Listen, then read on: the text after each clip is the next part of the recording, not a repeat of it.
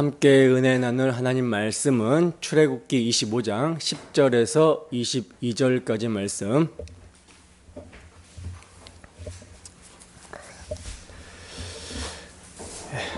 다 찾으셨으면 함께 한 목소리로 합독하겠습니다. 시작. 그들은 조각목으로 궤를 짜되 길이는 2규빗 반, 너비는 1규빗 반, 높이는 1규빗 반이 되게 하고 너는 순금으로 그것을 싸되 그 안팎을 싸고 위쪽 가장자리로 돌아가며 금테를 두르고 금고리 넷을 부어 만들어 그 네 발에 달되 이쪽에 2고리 저쪽에 2고리를 달며 조각목으로 채를 만들어 금으로 싸고 그 채를 궤 양쪽 고리에 꿰어서 궤를 매게 하며 채를 궤의 고리에 깬 대로 두고 빼내지 말지며 내가 내게 줄 증거판을 궤 속에 둘지며 순금으로 속죄소를 만들되 길이는 2규빗 반, 너비는 1규빗 반이 되게 하고 금으로 그룹 둘을 속죄소 두 끝에 쳐서 만들되 한 그룹은 이 끝에 또 한 그룹은 저 끝에 곧 속죄소 두 끝에 속죄소와 한 덩이로 연결할지며 그룹들은 그 날개를 높이 펴서 그 날개로 속죄소를 덮으며 그 얼굴을 서로 대하여 속죄소를 향하게 하고 속죄소를 궤 위에 얹고 내가 내게 줄 증거판을 궤 속에 넣으라. 거기서 내가 너와 만나고 속죄소 위 곧 증거궤 위에 있는 두 그룹 사이에서 내가 이스라엘 자손을 위하여 내게 명령할 모든 일을 내게 이르리라. 아멘. 증거궤와 속죄소, 증거궤와 속죄소라는 제목으로 하나님 말씀 증거하도록 하겠습니다. 하나님께서는 이스라엘 백성을 애굽 땅 종되었던 집에서 유월절 어린 양의 피로 속량하여 시내의 산으로 인도하시고 그들과 언약을 맺으셨습니다. 이 언약은 이스라엘 백성들의 행위로 체결된 언약이 아니라 피로 세운 언약이라고 말씀을 드렸었죠. 죄인이 하나님의 백성이 될 수 있는 것과 또 언약을 준행하며 하나님의 백성답게 살 수 있는 것은 그들의 어떤 자격이나 조건, 어떤 행위로 되어지는 것이 아니라 오직 유월절 어린 양의 피, 그 희생의 피로 되어진다라는 것을 잊지 않게 하기 위해서 제단에 피를 뿌려 언약을 체결해 주신 거예요. 그러니까 피로만 하나님의 백성이 된다. 유월절 어린 양의 피를 잊지 않는 자가 내 백성이다. 그 피 안에 있어야 된다라고 하는 언약이 시내산 언약, 첫 언약입니다. 피로 언약이 세워졌기 때문에 죄인이 하나님을 배웠고도 죽지 않을 수 있었던 것이며 존귀한 자로 여김받고 하나님 앞에서 먹고 마실 수 있는 교제가 일어날 수 있게 되었던 것이죠. 자, 그리고 이제 이렇게 피로 세운 언약으로 말미암아 죄인이 거룩하신 하나님 앞에 죽지 않고 화목하게 되는 교제가 일어나게 되었다면 이제 무엇이 필요하다라고 말씀을 드렸습니까? 무엇이 필요하다? 그 피로 세운 언약의 효력을 계속 경험하려면, 다시 말해서 언약의 당사자들이 만나서 계속해서 교제하려면 뭐가 있어야 된다? 장소가 있어야 된다. 장소가 필요하다라고 말씀을 드렸었죠. 그래서 하나님께서는 그 장소를 만들라고 모세에게 지시를 하시는데 그 장소가 장막입니다. 회막이라고도 불리고 성막이라고도 불리고 증거장막이라고도 불린다라고 말씀을 드렸었죠. 자, 그런데 죄인이 거룩하신 하나님을 만날 때에는요, 죄의 문제가 해결이 돼야 되죠. 이게 해결되지 않고 죄인이 거룩하신 하나님을 그냥 만나게 되면 만나는 즉시 죽게 됩니다. 그래서 죄인이 거룩하신 하나님을 만날 때는 반드시 하나님께서 피로 세워주신 언약을 기억해야 하고 그 언약을 믿는 믿음이 필요하다라는 거예요. 그러므로 거룩하신 하나님을 만날 때에 피로 세운 언약을 기억할 수 있도록 그 피를 의지할 수 있도록 어떤 장치를 마련해 주셨는데 그게 뭐냐면 성막의 기구들, 성막의 기물들인 거예요. 그러니까 죄인인 이스라엘 백성들이 거룩하신 하나님과 만나려면 성막 안에 비치되어 있는 이런 기구들, 기물들이 있어야 된다라는 거죠. 이런 것이 없으면요, 하나님을 만나면 곧바로 죽게 됩니다. 그렇다고 이 기구들 자체가 어떤 효력이 있기 때문에 살게 하는 것이 아니라 효력 있는 언약의 피를 증거하는 것들이기 때문에 하나님 앞에 설 수 있게 한다는 거예요. 이 기구들이 의미하는 바가 다 예수 그리스도의 인격과 사역, 한마디로 예수님이 하나님의 아들이신데 그분이 인간으로 오셔서 우리를 죽기까지 사랑하셔서 십자가에서 죄를 다 용서해 주시고 죄값을 다 지불해 주심으로 하나님을 만날 수 있게 해주셨다. 이걸 나타내고 있기 때문에 이것들이 효력 있는 언약의 피를 증거하며 피로 세워주신 언약을 기억하게 한다라는 거예요. 그래서 하나님께서는 이러한 기구들을 이제 모세에게 만들라고 지시를 하고 있는 것입니다.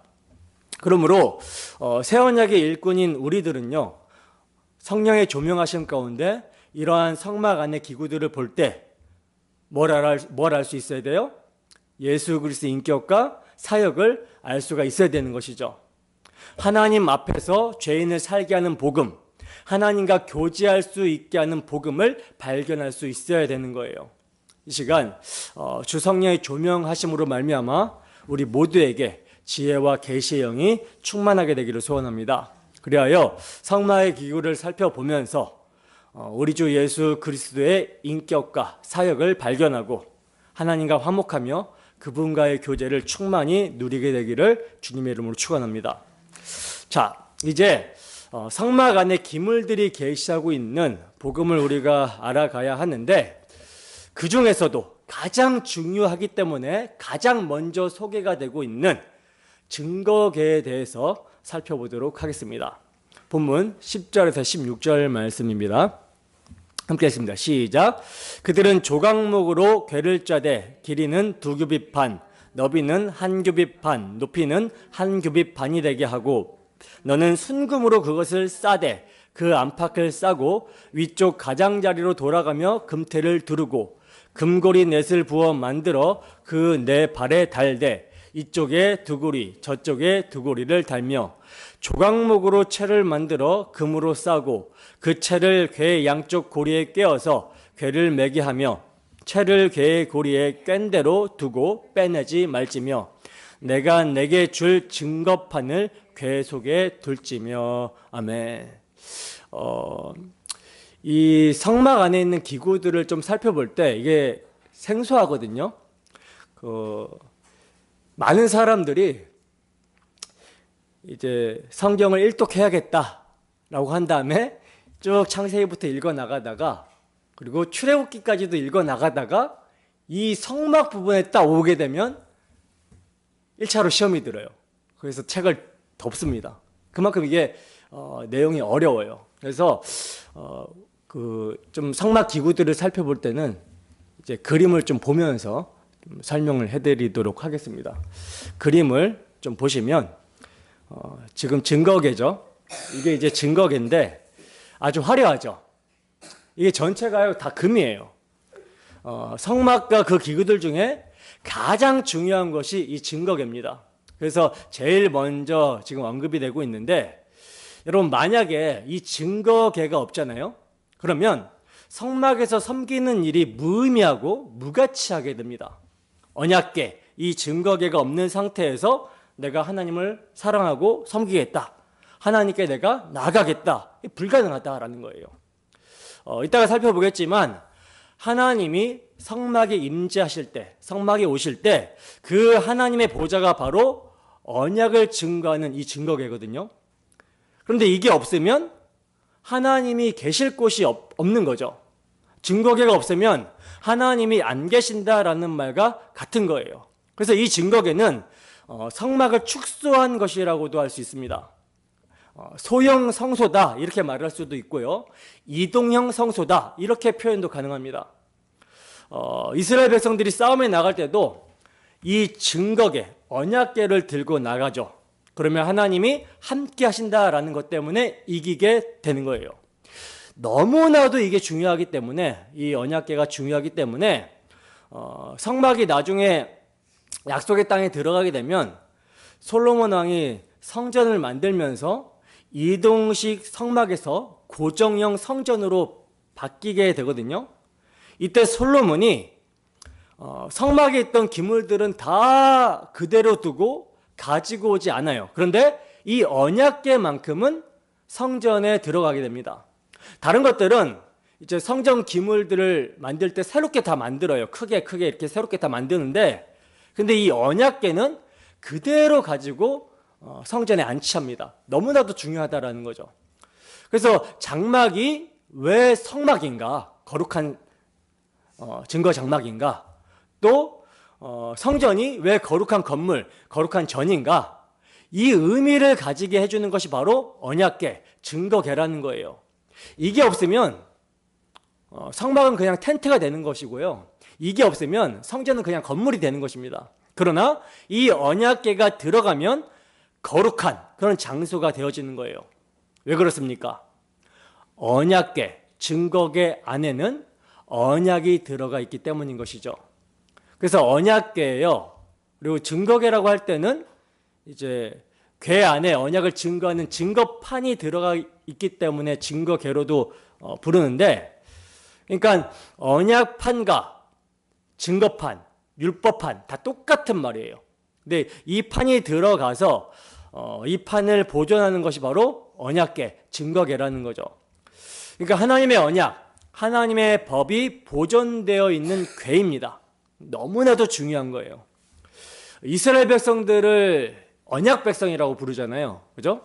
근데 이 언약궤가 없으면 언약 백성이라는 말이 성립이 안 됩니다. 성립이 되지 않아요. 그러므로 이 언약궤가 너무나도 중요하고요. 이렇게 너무나도 중요하기 때문에 이 언약궤는 하나님께서 친히 세워주신 중보자 모세가 만듭니다. 모세는 오실 그리스도를 예표하죠. 그래서 여기에는 언약을 완성시키는 분이 예수 그리스도시다라는 것도 암시가 되고 있는 거예요. 자, 이렇게 언약을 증거하는 돌판을 담았기 때문에 증거궤다, 언약궤다라고 표현을 하는데, 이 궤라는 것은요, 상자를 말합니다. 상자. 그래서 조각목이라고 하는 아카시아 나무에 금을 싸서, 금을 입혀서 만든 상자예요. 그래서 그림을 보셨다시피 전체가 금으로 되어 있지만 이게 순금으로 만든 게 아니라 조각목이라고 하는 나무 상자를 만들어서 순금을 덧입혀서 만든 거예요. 금을 씌운 거죠. 자, 그리고 이 상자 네 모퉁이에 네 고리를 만들죠. 네 고리를 만들라고 그래요. 그리고 조각목으로 채를 만들어서 이것도 금으로 싸고 상자의 네 모퉁이에 이제 만들어 놓은 고리에다가 그 채를 집어넣어서 걸고 빼지 말라고 합니다. 그러니까 조각목을 금으로 싼 긴 막대기를 내 고리에 걸어서 빼지 말라고 하는 거예요. 이것을 이제 제사장들이 메고 다니도록 하게 합니다. 그래서 이동형 성소 뭐 이렇게 표현할 수 있는 것이죠. 자, 그리고 이 언약궤 안에는 세 가지의 물건이 담기게 되거든요. 그 세 가지 물건이 무엇인지 히브리서 기자는 이렇게 말씀합니다. 히브리서 9장 3절에서 4절 말씀을 찾아보겠습니다. 히브리서 9장 3절에서 4절 말씀.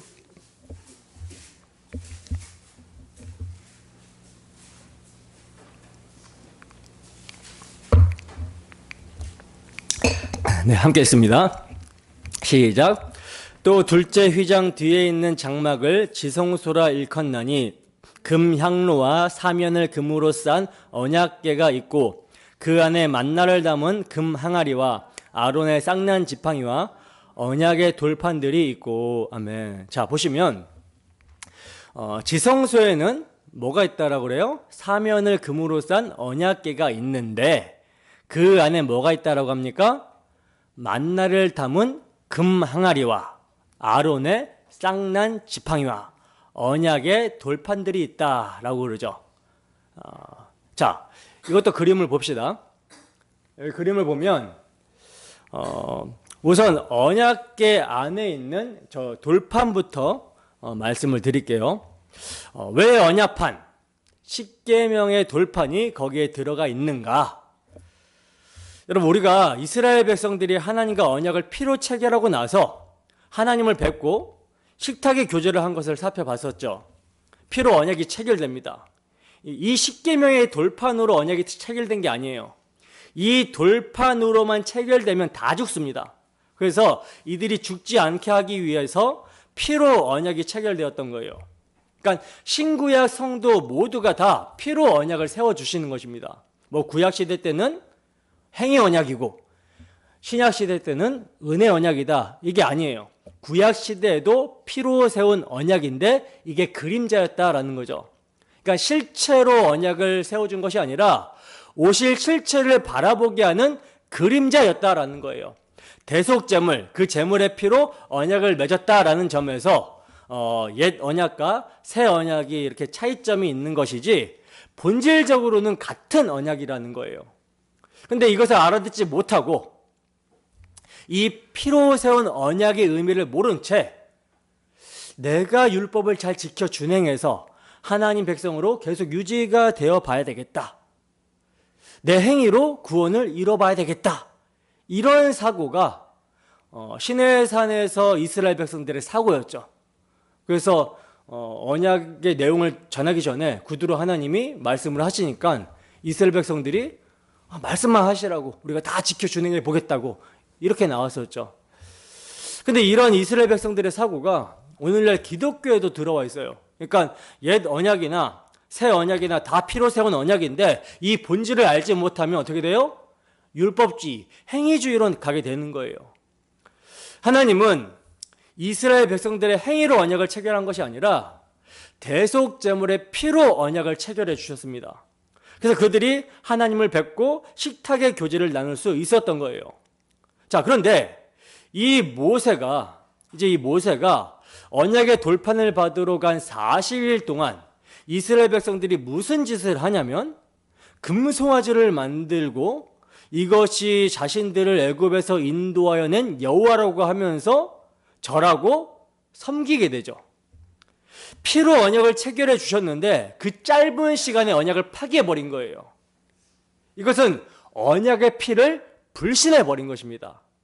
내 하나님 외에 다른 신을 섬기지 말라, 어떤 형상으로든 우상을 만들지 말고 거기에 절하지 말라, 이 계명을 어긴 것은 표면적으로 드러난 모습이고요, 언약의 피를 망각해버렸기 때문에, 언약의 피를 믿지 않았기 때문에 이렇게 표면적으로도 계명을 범한 모습, 어긴 모습으로 드러나게 된 것이죠.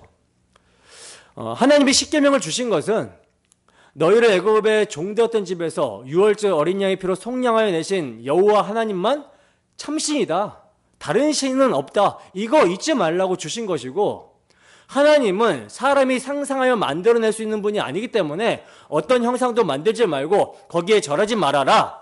하나님을 섬기는 방법은 오직 유월절 어린 양의 피를 가리키고 있는 희생 제사를 통한 희생 제물의 피로 섬기고 예배할 수 있다, 이것을 가르치기 위해서 주신 것인데, 이들이 언약을 파기했다라는 것은 뭡니까? 유월절 어린 양의 피로 그들을 구원해 주신 하나님을 잊고 믿지 않은 것이 되는 거예요. 유월절 어린 양의 피로 그들을 구속해 내신 하나님을 잊어버리니 자신들의 배가 만들어내는 상상의 하나님, 금송아지 우상을 만들어 놓고 섬기게 돼버린 것입니다.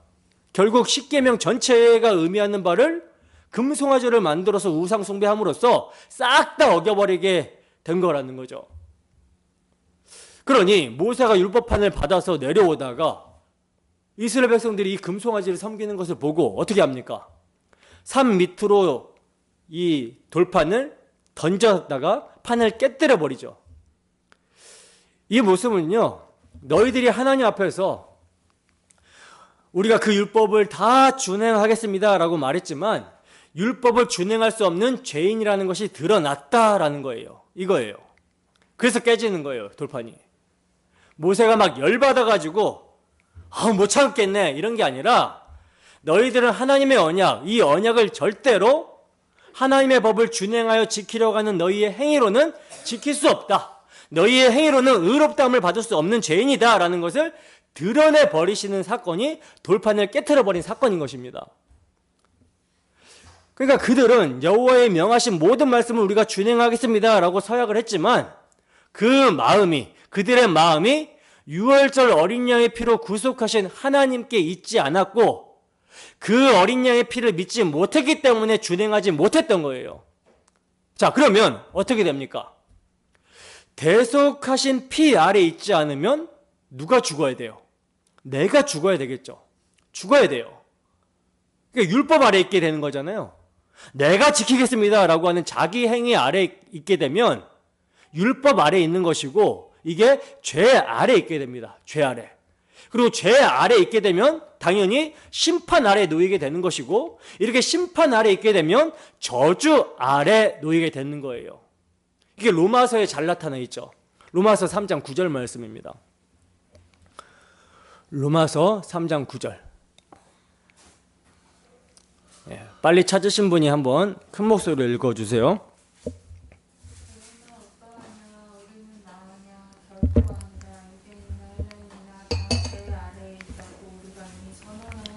아멘. 유대인이나 헬라인이나 그러니까 모두가 다 어디 아래 있어요? 죄 아래 있다라고 그러죠. 로마서 3장 19절에서 20절 말씀 읽어보세요. 함께 읽습니다. 시작.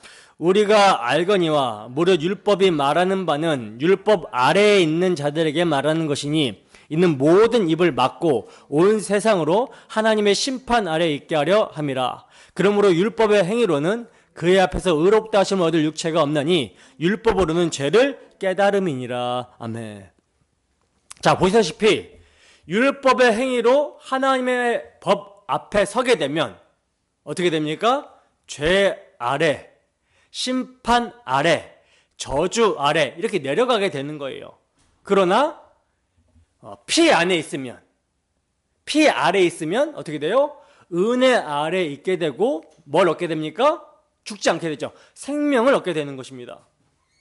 근데 이스라엘 백성들, 이들은 이 피로 체결한 언약을 간과해버린 거예요. 여러분, 피로 세운 언약, 피로 체결한 언약이라고 하면 정말 이거 감격스러운 거죠. 엄청 감격스럽잖아요. 이를 정말 믿는다면 우리가 죽어야 될 자리에 하나님이 대속제물을 내어주셨다라는 것 때문에 이 감격스러움 때문에 그 받은 은혜와 사랑을 율법의 행위로 나타내게 됩니다. 자연스럽게. 그래서 우상을 만들지도 않고 거기에 절하지도 않는 이런 모습으로 나타나게 되는데 피로 체결한 언약의 의미를 놓쳐버리는 동시에 뭐가 안 보여요? 은혜의 하나님, 우리를 구속하신 하나님이 안 보여요. 그리고 우리를 인도한 모세도 보이지 않으니 어떻게 합니까? 우리가 우리를 인도할 신을 만들어보자 라고 하면서 금송아지를 만들어버리는 거죠. 다 자기를 위하여 자기 행위로 우리가 만들자, 우리가 이렇게 하자, 온통 자신을 위한 자신의 행위에 초점을 맞추게 됩니다. 이렇게 되면 어디 아래? 심판 아래, 저주 아래 놓이게 되는 거예요. 갈라디아서 3장 10절 말씀 보겠습니다. 갈라디아서 3장 10절.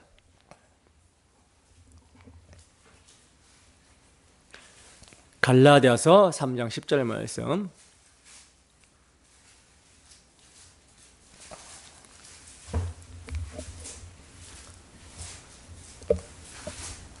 네, 함께 읽습니다. 시작. 무릇 율법 행위에 속한 자들은 저주 아래 있나니 기록된 바 누구든지 율법책에 기록된 대로 모든 일을 항상 행하지 아니하는 자는 저주 아래 있는 자라 하였음이라. 아멘. 보세요. 사도는요, 율법 행위에 속한 자들은 저주 아래 있다고 말씀합니다. 율법이 문제가 아니에요. 율법은 지극히 거룩하고 선한 것입니다. 문제는 누구에게 있어요? 율법 행위에 속한 자들에게 있어요. 그러니까 여러분, 율법의 조문을 지켜 행하는 그 행위로 의롭다함을 받으라고 하면요, 어느 정도로 지켜야 됩니까? 어느 정도로 지켜야 되냐면 처음 태어나서 계속 지켜나가면서 언제까지? 기간이 없어요. 영원히 이걸 지켜나가야 되는 거예요. 죽을 때까지가 아니에요. 영원입니다. 이걸 여러분들이 잘 이해하셔야 되는 거예요. 죽을 때가 아니라 영원히. 근데 모든 인간은 어떻습니까? 모든 인간은 어때요? 모든 인간은 다 죽잖아요. 그죠? 그러니까 못 지킨다라는 말이에요. 죽는다라는 것은 못 지킨다라는 말이죠.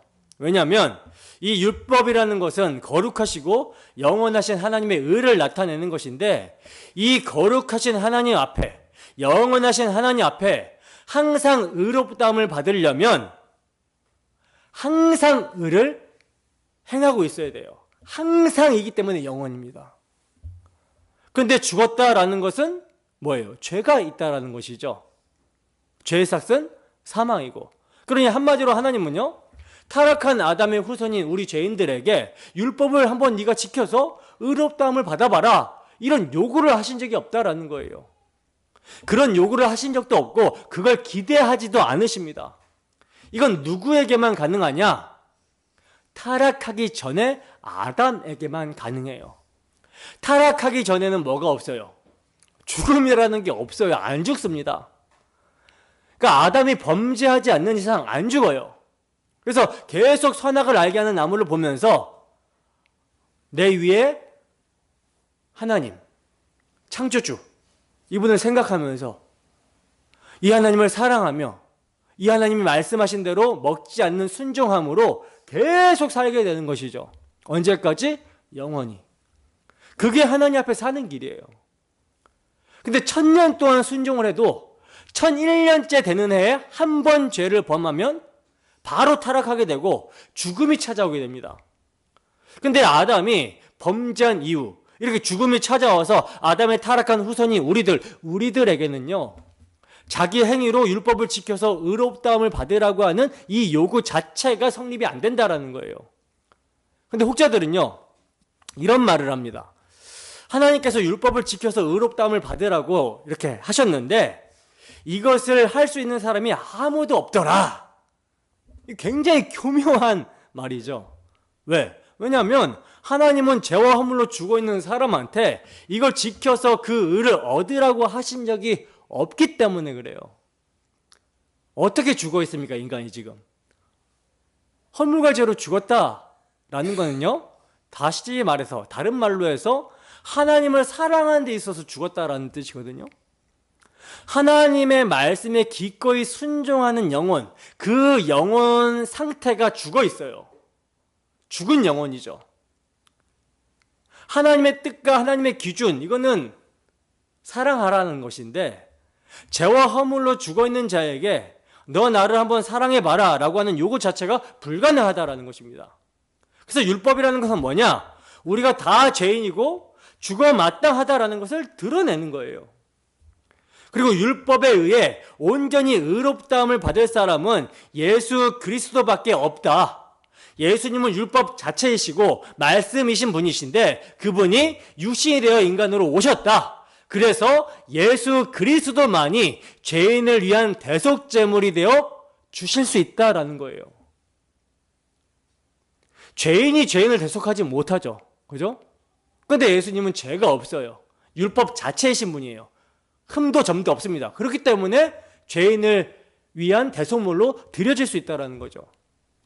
자, 그런데 예수님은 말씀이 육신이 되어 오신 율법 자체이신 분이잖아요. 그죠?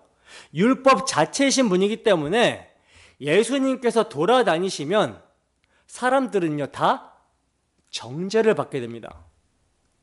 다 죄인으로 드러나게 되는 거예요. 그러니 이 죄인들이 화가 나겠죠. 저 인간만 없으면 내가 의로운 것 같은데 저 사람은 계속해서 율법은 마음의 법이다. 마음까지도 율법을 지켜야 된다. 이렇게 말하니 환장하는 것입니다. 그들은 겉으로는 율법 조문을 잘 지키고 있어요. 율법을 표면적으로는 굉장히 잘 지키고 있었습니다. 간음하지 말라고 해서 간음을 안 했고요. 도둑질하지 말라고 해서 도둑질 안 했어요. 근데 예수님은 여자를 보고 그 마음에 음욕을 품는 자마다 간음한 것이다, 죄다라고 그러시고, 형제를 보고 미워하는 마음을 가져도 살인한 것이다 라고 말씀을 하시는 거예요. 그러니까 바리새인, 서기관, 종교 지도자들의 그런 위선과 그들 속에 있는 더러운 죄성을 폭로해버리시고 드러내버리시는 거죠. 그러니 자기만 옳고 우리는 다 죄인이라는 거냐라고 하면서 때려 죽이려고 하는 것입니다. 그래서 예수님은 걸어 다니는 율법판인 거예요. 걸어 다니는 율법판. 근데 이렇게 모든 사람들이 다 죄 아래 있다라는 것이 드러나게 될 때에 예수님만이 오직 의인이시고 우리는 다 죄인이라는 것을 인정하게 되면 그 예수님을 사랑하게 되는 것이죠. 그러니까 예수님의 필요를 느끼게 되는 거예요. 그런데 사람들은 그렇게 생각하지 않고 나도 의인이다, 나도 당신처럼 될 수 있다라고 하면서 계속 율법을 시도해 왔던 것입니다. 자, 이처럼 이스라엘 백성들은 율법의 행위 아래서 금송아지를 섬김으로 죄 아래, 심판 아래, 저주 아래 있게 되었어요. 그래서 다 죽어 마땅합니다. 다 죽어 마땅한데 이들이 죽음을 면할 수 있었죠. 그 이유가 무엇입니까? 그 이유가 뭐예요? 이들이 율법 아래에 있었단 말이에요. 근데 죽음을 면할 수가 있었어요. 그 이유가 무엇인가? 그 이유는 바로 피로 맺은 언약 때문에 그래요. 피로 맺은 언약 때문에. 대속 제물의 피로 인해서 살게 된다라는 것을 시내산 언약이 체결될 때 보여주신 것이죠. 이들은 다 준응하겠다, 명령만 하세요, 이렇게 말했을 때는 율법이 선포될 때, 십계명이 선포될 때 막 번개와 우레 소리가 막 나고 땅이 막 진동하고 지진이 일어나고 난리가 났었죠. 근데 대속제물의 피가 이들을 대신해서 뿌려지고 흘려지고 중보자 모세가 흑암 가운데 깊이 들어가게 되니 하나님과 교제가 일어나게 되고 그들이 죽지 않을 수가 있었던 것입니다. 그래서 죄의 책임을 계속 제물이 지게 되고 언약은 계속 유지가 되는 것을 보여주시기 위해서 하나님께서 또다시 언약의 돌판을 주시는 거예요. 두 번째 돌판인 거죠. 우상 숭배를 했음에도 불구하고 죽이시지 아니하시고 다시 돌판을 주십니다. 중보자 모세에게 돌판을 만들어 오게 하셔서 다시 계명을 주시고 있어요. 첫 번째 돌판은 하나님이 준비해 주셨는데 두 번째 돌판은 모세 네가 준비해서 가지고 오라고 하십니다. 이게 무의미한 것이 아니죠. 중보자 모세가 돌판을 준비했다라는 것은 예수 그리스도를 통해서 우리에게 법이 주어져야만 가능하다라는 것을 암시하고 있는 거예요. 자, 바로 이 두 번째 돌판이 어디에 들어가냐면 언약궤 안에 들어가게 되는 것입니다. 그 언약궤를 통해서 인간의 죄가 무엇인지, 어떻게 속죄가 이루어져서 언약이 유지가 되는지 이것을 보여주기 위해서 언약궤 안에 뭘 넣어라? 율법판을 넣어라, 이렇게 하신 거예요. 그 율법판에 서게 되면, 율법판 앞에 서게 되면, 죄인이 서게 되면 다 정죄를 받아 죽어야 되죠. 근데 너희가 어떻게 죽지 않을 수 있게 되었느냐, 그리고 하나님의 언약이 어떻게 계속 유지가 될 수 있느냐, 이걸 설명해 주는 장치가 언약궤 안에 돌판을 넣은 것입니다. 계명 자체이신 그리스도께서 대신 희생의 피를 흘리심으로, 죽으심으로 계명의 진의인 사랑을 완성하시고 우리를 계명 지킨 자로, 사랑한 자로 여겨주신다라고 하는 의미가 언약궤 안에 법궤가 들어가는 것으로 설명이 되고 있는 거예요. 자, 그리고 이제 언약궤 안에 담기는 두 번째 물건은 만나 항아리죠. 저기 보시다시피 만나 항아리인데, 우선 항아리에 왜 만나가 담기는 것인지를 좀 보겠습니다. 출애굽기 16장 33절에서 34절 말씀입니다.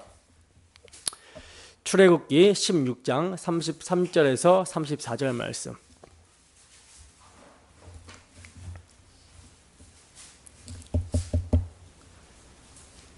자, 우리 연우가 한번 큰 목소리로 읽어보세요. 출애굽기 16장 33절에서 34절.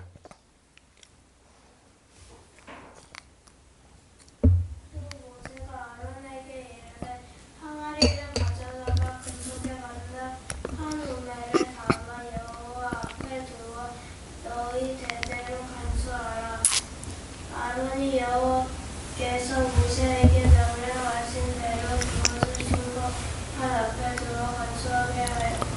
아멘. 자, 만나 한 오멜이라는 말은 약 2리터 정도의 양인데요. 이것을 이제 항아리에 담아서 대대에 간수하라고 그러죠. 히브리서 기자는 이 항아리를 금 항아리라고 하는데 여기에 만나를 2리터 정도 담아서 보관하게 하라 하신 거예요. 이 만나는 뭘 상징합니까? 하늘에서 내려온 양식을 상징하죠. 이 만나가 없으면 광야에서 다 굶어 죽습니다. 이스라엘 백성들이.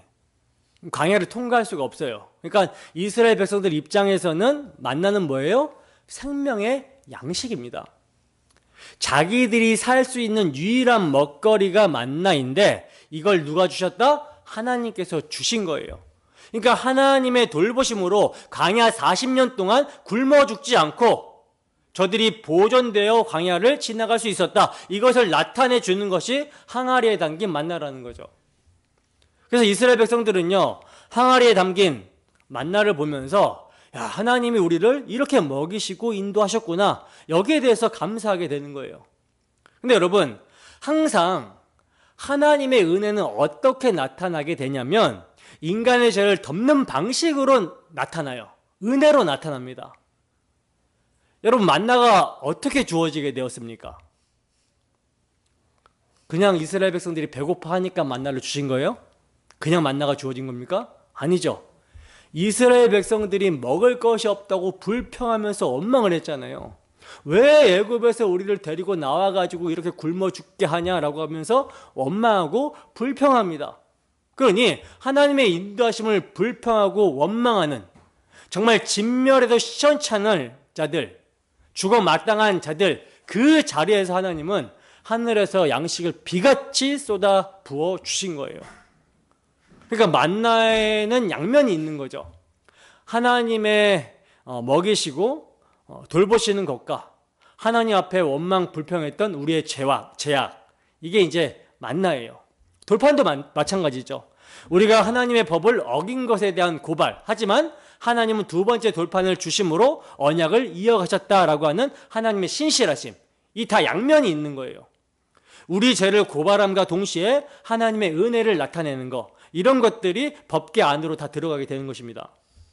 자, 그런데 이 만나를 보면 먹을 것이 없다고 원망하고 불평하는 자들에게 은혜로 만나를 주셨다라는 것뿐만 아니라 이스라엘의 완악함과 불순종을 또 확인할 수가 있는데 그게 뭐냐? 하나님께서는요, 만나를 하늘에서 내려주실 때 한 오멜씩만 거두라고 하셨잖아요. 그죠? 그런데 이스라엘 백성들이 하나님의 하늘에서 양식을 내려주시는 것을 보고 그들 자신들을 책임져 주신다라는 것을 보고도 이들이 뭘 믿지 못해요? 하나님을 믿지 못해서 내일을 위해서 만나를 쟁여놓으려고 더 많이 걷어버린 거예요. 그래서 그 다음날 그 남겨둔 만나가 어떻게 됩니까? 곰팡이가 피고 썩게 되죠. 그러니까 만나 하면 이런 불순종까지도 생각하게 되고요. 이러한 자들에게 40년 내내 만나를 계속해서 먹이신 하나님의 은혜를 생각하게 하는 거예요. 나아가 이런 내용들은요, 우리의 생명의 양식이신 그리스도를 보여주는 거죠. 우리는 범죄하며 하나님께 늘 반역했는데 하나님께서는 우리에게 생명의 양식이신 그리스도, 하나님의 아들을 십자가의 화목제물로 기꺼이 내어주셨다라는 것을 설명해주고 있는 것입니다. 자, 그리고 이제 마지막으로 언약궤 안에 뭐가 들어가냐면 아론의 쌍난 지팡이가 들어갑니다. 아론의 쌍난 지팡이. 민수기 16장에 보면 고라라는 족장, 이제 우두머리가 나와요. 고라. 그래서 이 고라당 하면 항상 반역이라는 제목이 따라오게 되는데 이 고라당이 뭘 했냐? 아론과 모세에 대항해서 불평하고 시기하고 질투하면서 반역을 하죠. 그러니까 고라도 레위지파인데 왜 너희만 지도자냐? 우리도 레위지파니까 좀 고상하고 멋있게 그렇게 살고 싶은데 너희는 명령만 하고 아주 고상한 것만 하고 우리는 왜 성막 기구들 메고 막 힘든 건 다 하고 우리 왜 이렇게 해야 되냐 하면서 막 따지고 대든 거예요. 우리도 지도자 하겠다. 하나님의 영이 너에게만 있느냐라고 하면서 따진 거죠. 대든 거죠. 자, 그러자 하나님께서는 그러면 12지파 족장들 한 명씩 나와서 가지고 있는 지팡이를 앞에다 내라. 내가 세운 지도자가 누군지 보여줄 건데 이 지팡이를 지성소에 갖다 놓고 그 다음날이 되었을 때 이 지팡이에 싹이 나 있으면 내가 세운 지도자라는 것을 알고 그 입을 다물어라. 이렇게 하신 거예요. 그래서 다음날이 됐어요. 다음날이 되니까 누구 지팡이에? 아론의 지팡이에 살구꽃이 피고 열매가 맺혀지죠. 바로 이 아론의 싹난 지팡이도 언약궤에 넣으라고 하신 것입니다. 그러니까 아론의 싹난 지팡이는 뭘 보여주는 거예요? 하나님이 세운 지도자, 하나님이 세운 지도자에 대한 반역, 불순종에 대한 고발이죠. 반면에 지팡이에 싹이 났어요. 마른 막대기에 싹이 났다라는 것은요, 이스라엘 백성들이 애굽에서 마른 막대기와 같이 그 죽은 자, 종로로 타는 자들이었는데 이들을 살려놓으셨다, 열매를 맺게 하셨다라는 것을 의미합니다. 또 이것은 죽을 수밖에 없는 죄인을 예수 그리스도께서 십자가에서 이들을 대신하여 죽으시고 부활하심으로 그 부활 생명에 참여하게 해주신다라는 것을 보여주고 있는 계시예요. 그러므로 이 세 가지 물건은 다 무엇을 증거하느냐? 하나님 앞에서 인간은 무익하고 무가치하고 범죄만 일삼더라. 그런데 이러한 인간을 하나님께서는 긍휼히 여겨주시고 언약에 신실하신 하나님께서는 계속해서 사랑과 은혜를 베푸셨더라. 이것을 보여주는 것이 언약궤 안에 담겨있는 세 가지 물건들이라는 거예요. 자, 그런데 여러분, 만약 이 언약궤 상자 안에 이 세 가지 물건을 담은 상태로 뚜껑이 열려 있게 되면 어떻게 될까요? 이 세 가지 물건은 다 뭘 상징한다고 그랬어요? 다 죄를 상징하고 불순종을 상징하는 것들이잖아요. 그리고 여기에 뭐가 들어있냐면 하나님의 법판, 율법판이 들어가 있습니다. 율법판 때문에 이거 열린 상태로 보게 되면 어떻게 돼요? 그냥 다 죽는 거예요. 그래서 하나님께서 뚜껑을 덮으라고 하신 것입니다. 그게 이제 17절부터 22절까지 나오는 뚜껑 이야기예요. 언약궤 뚜껑, 너무나도 중요합니다. 이 뚜껑이 없으면요, 원래 언약궤가 하나님의 보좌이며 발판이긴 한데 뚜껑이 없으면 어떤 발판이 돼버리냐면 심판의 보좌가 돼버려요. 그러나 뚜껑이 있으면 은혜의 보좌가 됩니다. 그래서 이 뚜껑을 가리켜서 시은 자, 은혜가 베풀어지는 자리라고 부르는 거예요. 그리고 다른 말로는 속죄소라고 불립니다. 속죄가 이루어지는 장소. 그러니까 굉장히 중요한 뚜껑이겠죠. 자, 그러면 이 중요한 뚜껑, 속죄소를 보겠습니다. 본문 17절에서 21절까지 함께 했습니다. 시작. 순금으로 속죄소를 만들되 길이는 2규빗 반, 너비는 1규빗 반이 되게 하고 금으로 그룹들을 속죄소 두 끝에 쳐서 만들되 한 그룹은 이 끝에 또 한 그룹은 저 끝에 곧 속죄소 두 끝에 속죄소와 한 덩이로 연결할지며 그룹들은 그 날개를 높이 펴서 그 날개로 속죄소를 덮으며 그 얼굴을 서로 대하여 속죄소를 향하게 하고 속죄소를 궤 위에 얹고 내가 내게 줄 증거판을 궤 속에 넣어라. 아멘. 자, 그림을 좀 봅시다. 자, 그림을 좀 보세요. 자, 이게 우리가 첫 번째 본 언약궤랑 같은 건데요. 첫 번째 언약은 그 언약궤의 뚜껑이 닫혀 있었고, 지금 보시는 것은 언약궤와 속죄소, 이 뚜껑이 분리된 그림이죠. 저 위에 뚜껑, 요게 열리면 아까 말씀드렸다시피 심판의 보좌가 되는 거예요. 자, 이 속죄소를 이제 어떻게 만들려고 하시냐면 순금으로 만들라고 말씀하고 있어요. 순금으로. 언약궤 여기 상자, 밑에 이 상자 부분은 조각목으로 만들고 거기다 금을 싸라고 하셨잖아요. 근데 언약궤 뚜껑, 속죄소는요, 완전히 그냥 순금입니다. 완전히. 그리고 속죄소 두 끝에다가 그룹 둘, 즉 날개를 높이 펴고 있는 천사 형상을 만들어 붙여서 한 덩어리가 되게 하고, 그 날개로는 속죄소를 덮고 그 얼굴은 서로 속죄소를 향하게 만들라고 말씀을 하고 있어요. 그러니까 속죄소와 그룹이 떨어져 있는 게 아니라 한 덩어리로 양쪽 끝에 붙여놔가지고 천사가 그 뚜껑 위에 올라타 있는 그런 모양이라는 거죠.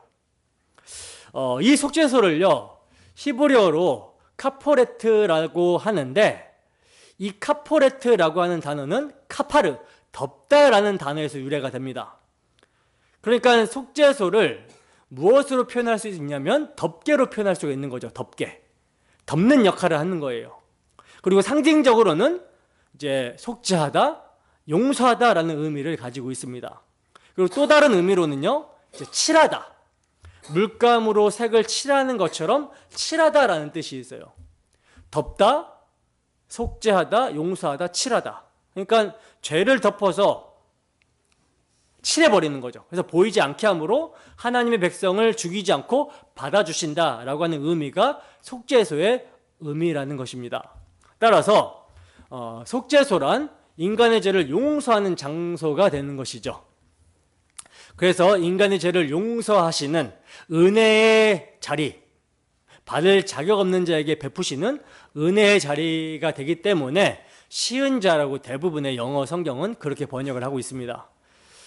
이스라엘 백성들의 큰 절기라고 하면은 유월절을 이제 먼저 꼽겠지만, 또 중요한 절기가 대속제일이에요. 대속제일.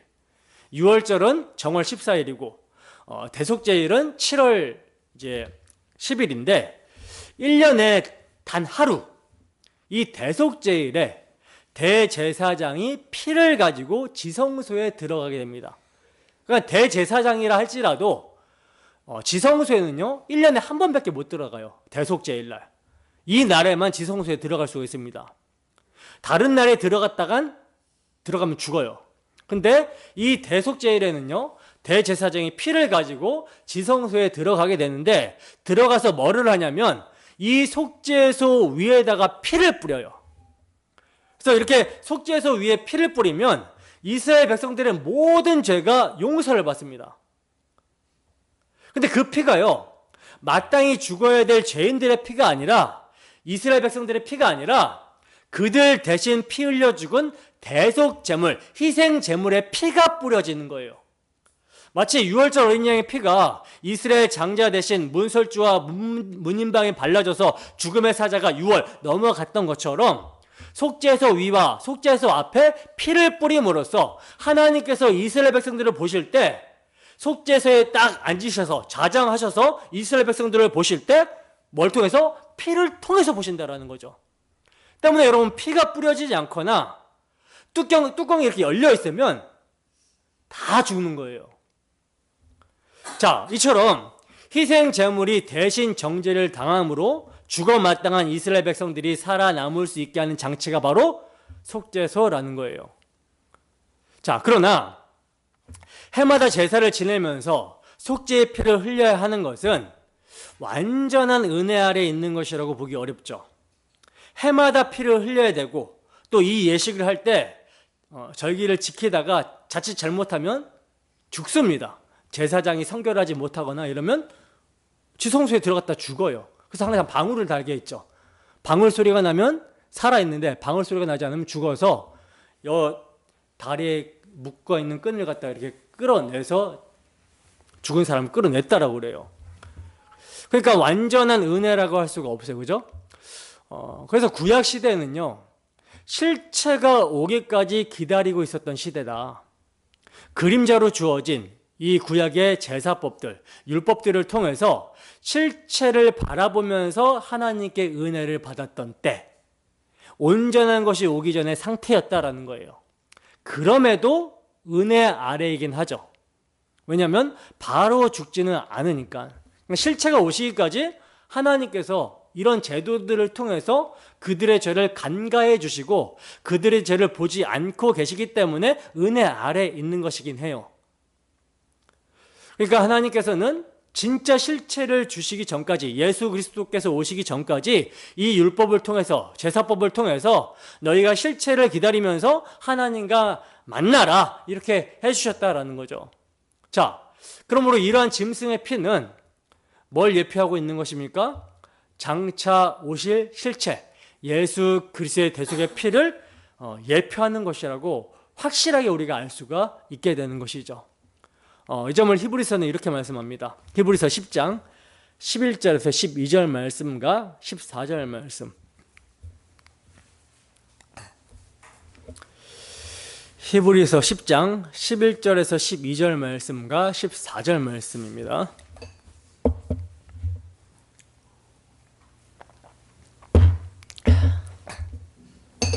네, 함께 했습니다. 시작.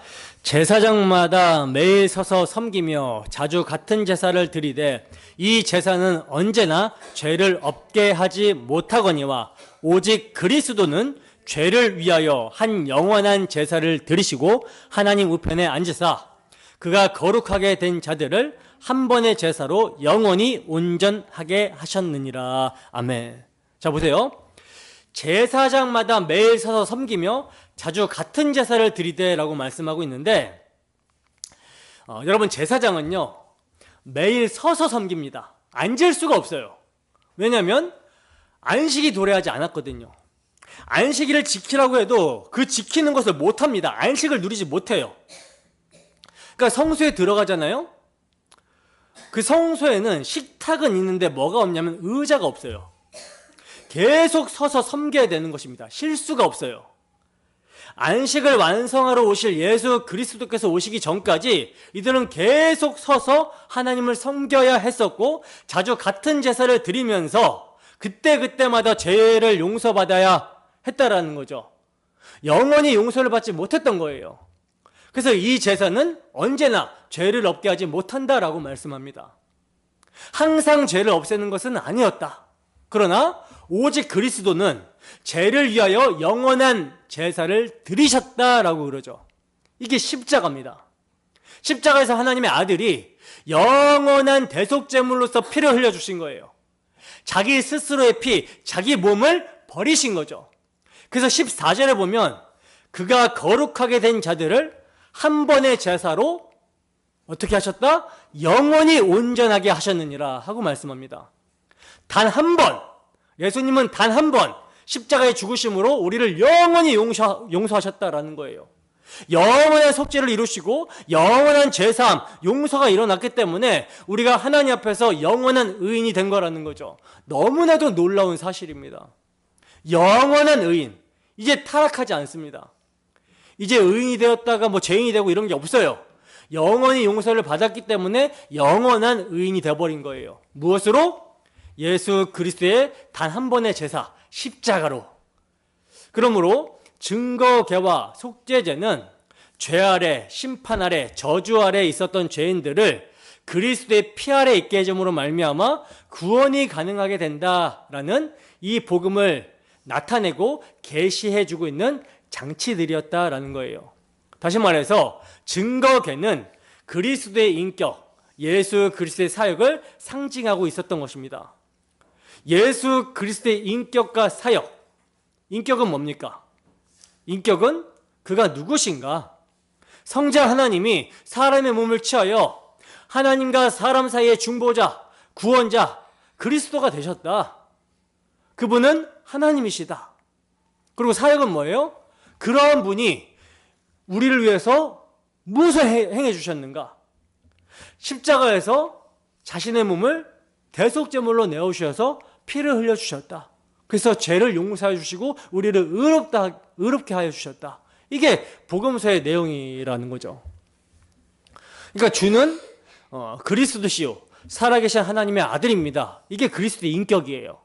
그리고 대제사장들과 서기관들과 장로들에게 잡혀서 예루살렘에서 죽으시고 사흘 만에 부활하셔서 우리를 구원하신다라는 거, 이게 그분이 왜 오셨는가? 사역이죠.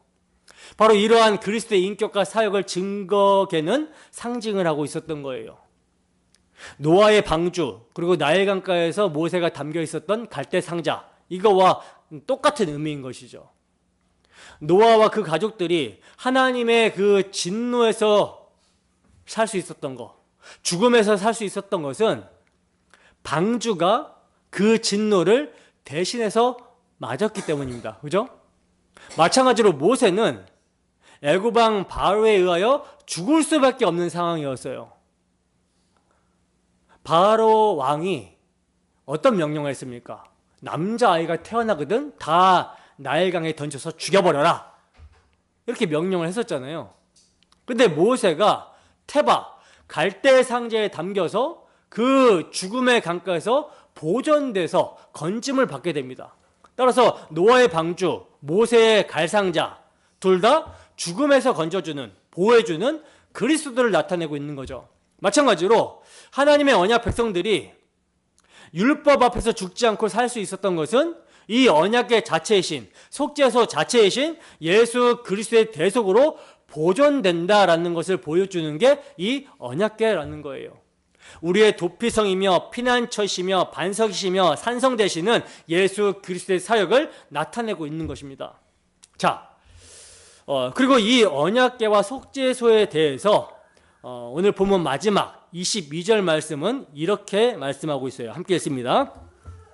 시작. 거기서 내가 너와 만나고 속죄소 위 곧 증거궤 위에 있는 두 그룹 사이에서 내가 이스라엘 자손을 위하여 내게 명령할 모든 일을 내게 이르리라. 아멘. 보세요 여러분, 거기서 내가 너와 만나고 라고 그래요.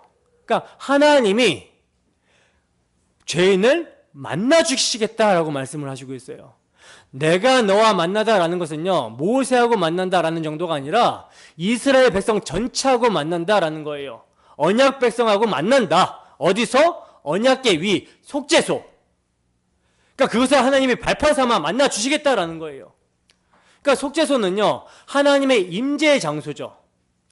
초월자이신 하나님께서 자신을 낮추셔서 이 땅 가운데 그 성막 가운데 오시고 성막 안에서도 거룩한 장소인 지성소 안에 오시는데, 지성소 안에서도 정말로 중요한 언약궤 위에 속죄소에 자정하시고 앉으신다라는 거예요.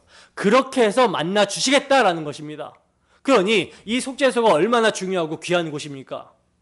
이러한 속죄소를 하나님의 보좌라고 말을 합니다.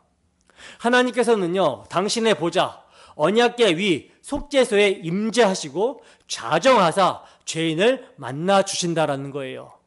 근데 이 죄인을 만나 주실 때 필요한 것이 뭐다? 바로 피라는 거죠.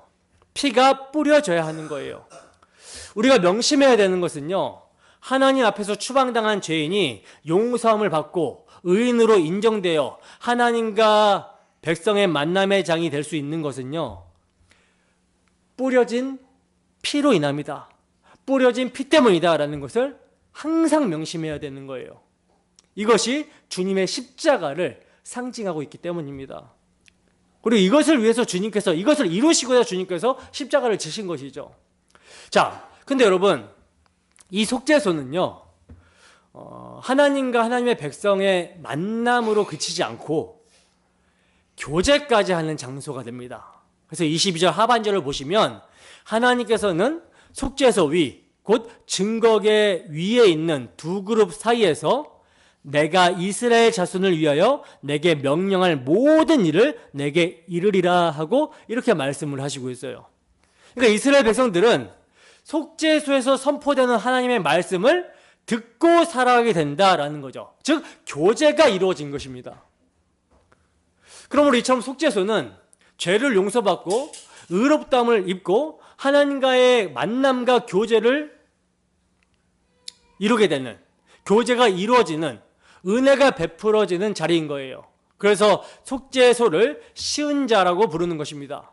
자, 그렇다면 지금 우리에게는 쉬운 자가 있을까요? 지금 우리에게는. 구약의 성막을 가지고 있었을 때는요, 쉬운 자가 있었죠. 근데 지금 우리에게는 쉬운 자가 있는가? 있을까? 구약의 성도는 시은자에서 하나님의 말씀을 듣고요, 또 시은자에서 하나님과의 만남이 유지가 되고 교제가 일어납니다. 그러면 우리는 어디에서 예배당이요 이러면 안 돼요. 그러면 이 건물이 성막이 되고 성전이 되는 것이고, 여기는 지성소가 되는 것이고, 저는 대제사장이 되는 이런 골치 아픈 일이 생깁니다. 골치 아파집니다. 이게 아니라 그리스도께서 성전이시며 지성소시며 언약계시잖아요. 그죠? 근데 그분이 이제 어디에? 우리 안에 오셨죠. 우리 안 어디? 마음에. 그래서 하나님의 시은자는 우리의 마음이 됐고요, 우리 마음에 됐고, 또 시은자 아래 뭐가 담겨 있습니까? 율법이 담겨 있죠. 하나님의 율법. 그런데 그 율법 자체이신 분이 또 우리 마음에 오셨어요. 그래서 내 마음에 율법이 새겨졌다라고 합니다. 마음판에 새겨지는 거예요. 예전에는 돌판에 새겨졌던 것이 이제 우리 마음판에 새겨지게 된 거예요.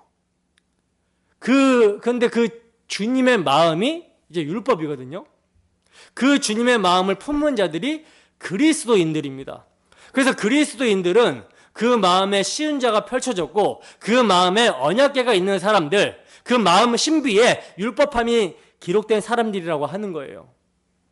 이 점을 시편 40편 8절에서 이렇게 말씀합니다. 제가 읽어드릴게요. 하나님이여, 내가 주의 뜻 행하기를 즐기오니 주의 법이 나의 심중에 있나이다. 아멘. 자, 지금 이 고백을 하는 사람은 누구예요? 시편 기자죠. 이 고백을 하는 사람은 시편 기자인데, 이 시편 기자는 오실 예수 그리스도께서 지금 하시는 말을 인용하고 있는 거예요. 그러니까 그리스도의 영이 임하여 그리스도께서 하실 말씀을 시편 기자는 예언하고 있는 것입니다. 그래서 하나님이여, 내가 주의 뜻 행하기를 즐기오니라고 그러죠. 이게 예수님이 그러셨어요. 하나님의 뜻을 행하는 것을 즐기셨습니다. 주의 뜻이 뭐예요? 사랑하는 거죠. 사랑하는 것을 얼마나 즐기셨는지, 원수와 같은 죄인인 우리를 살리기 위해 죽기까지 사랑하신 것입니다. 근데 그 주의 법이 어디 있었다고 그래요? 심중에, 예수님의 심중에 있었어요. 그래서 예수님이 율법이신 것이며, 그 예수님이 이제 우리 가운데 오셨죠. 그래서 사도 바울이 뭐라고 합니까? 너희 안에 이 마음을 품어라, 곧 그리스도 예수의 마음이니 라고 했던 것입니다. 그리스도 예수의 마음. 그래서 우리 마음판이 언약궤고 속죄소고 시은자다라고 말씀을 드린 거예요. 그럼 이제 우리 마음이 언약궤고 속죄소고 시은자면 어떻게 되는가? 히브리서 10장 22절 말씀입니다. 히브리서 10장 22절 말씀. 히브리서 10장 22절 말씀.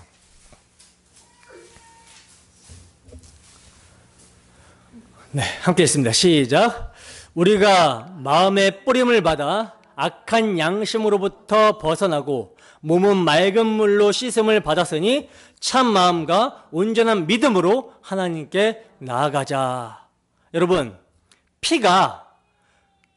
대속 제물의 피가 속죄소, 시은자에 뿌려지죠. 근데 이제 어디에 뿌려져요? 우리에게는 마음에 뿌려집니다. 예수 그리스도의 피가 마음에 뿌려져요. 이걸 다른 말로 하면요, 성령 세례라고 그래요. 예수 그리스도의 십자가 보혈이 날 위한 대속의 피라는 사실을 믿잖아요. 이게 성령 세례를 받은 사람들입니다. 자, 이렇게 성령 세례를 받으면, 그리스도의 피가 마음에 뿌려지면 이제 우리는 신앙 고백을 하게 되겠죠. 그러면 무슨 일이 일어나게 되느냐? 악한 양심으로부터 벗어나고 몸은 맑은 물로 씻음을 받으니, 이게 물세례입니다. 그래서 예식이 있는 거예요.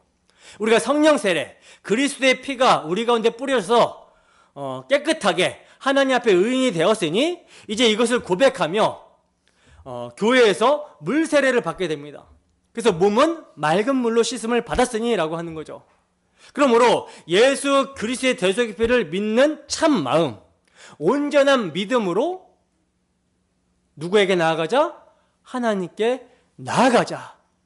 피가 뿌려져서 죄사함과 의롭다함을 받았으니 하나님께 이제 나아가자. 그 믿음으로. 히브리서 4장 16절에는 그러므로 우리는 긍휼하심을 받고 때를 따라 돕는 은혜를 얻기 위하여 은혜의 보좌 앞으로 담대히 나아갈 것이니라. 이렇게 말씀합니다. 여러분, 여기서 말씀하는 담대함이란 그리스도의 대속의 피를 힘입는 믿음의 담대함을 말하는 거예요. 그렇기 때문에 담대함으로 나아가지 못한다면 이건 겸손이 아니라 불신앙인 것이죠. 그러므로 우리는 우리 안에 영원한 속죄소를 만들어주신 하나님의 사랑과 그리스도의 은혜를 굳게 믿고 성령을 의지하여 기도와 예배로 나아가야 하는 거예요.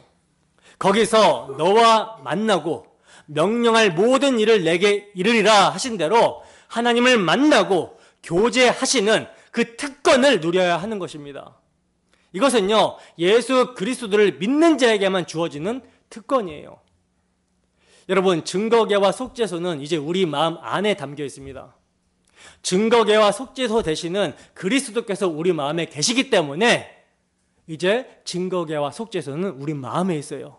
그러므로 우리에게 언약을 마음판에 심어주시고 날마다 언약을 증거해 주시며 십자가 보혈을 마음에 뿌려주시는 성령의 역사가 우리 모두에게 충만하게 되기를 소원합니다. 그리하여 날마다 담대히 보좌 앞에 나가게 하신 하나님을 찬양하며 주 예수를 위해 살아가게 되는 우리가 되기를 주님의 이름으로 축원합니다. 기도하겠습니다.